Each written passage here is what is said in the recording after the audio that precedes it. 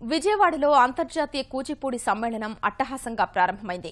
ముఖ్యమంత్రి చంద్రబాబు సహా సుప్రీంకోర్టు న్యాయమూర్తి జస్టిస్ ఎన్వీ రమణ, హైకోర్టు న్యాయమూర్తి జస్టిస్ రామసుబ్రహ్మణ్యం, కూచిపూడి నాట్య ప్రముఖులు, రాష్ట్ర మంత్రులు ఈ కార్యక్రమానికి హాజరయ్యారు. కూచిపూడి కళను పరిరక్షించుకోవడంతో పాటు అభివృద్ది చేసుకోవాల్సిన బాధ్యత అందరిపై ఉందని ప్రముఖులు అభిప్రాయపడ్డారు. ప్రస్తుత కార్యక్రమం ద్వారా తెలుగు నాట్యానికి పట్టాభిషేకం జరుగుతోందన్నారు. తెలుగు భాష పరిరక్షణకు ప్రభుత్వం చర్యలు తీసుకోవాలని జస్టిస్ ఎన్వీ రమణ సూచించారు. కూచిపూడి నాట్యం అభివృద్దికి ముఖ్యమంత్రి తీసుకున్న చర్యల్ని ఉపసభాపతి మండలి బుద్ధప్రసాద్ అభినందించారు. కూచిపూడిని పాఠ్యాంశంగా చేర్చినట్లు తెలిపారు. కూచిపూడి నృత్యానికి అంతర్జాతీయ ప్రాధాన్యం కల్పించే చర్యలు తీసుకున్నామని ముఖ్యమంత్రి చెప్పారు.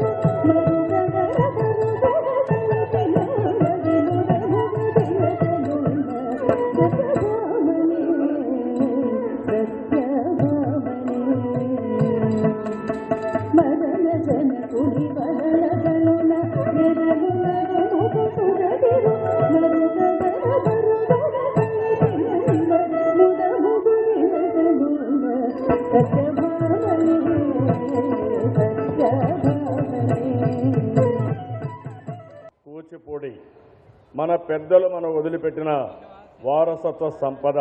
ప్రతి ఒక్క ఇంట్లో ఒక కూచిపూడి నాట్యాన్ని నేర్చుకున్న వ్యక్తులు ఒకరు ఉండాలి. సంపద ఎంత ముఖ్యమో ఇది కూడా అంత ముఖ్యం. కళలను కానీ మర్చిపోతే ఈ ఆధునిక ప్రపంచంలో ఇంకా ఎక్కువ స్ట్రెస్ ఉంటుంది, ఆందోళన ఉంటాయి, చాలా సమస్యలు వచ్చే పరిస్థితి వస్తుంది.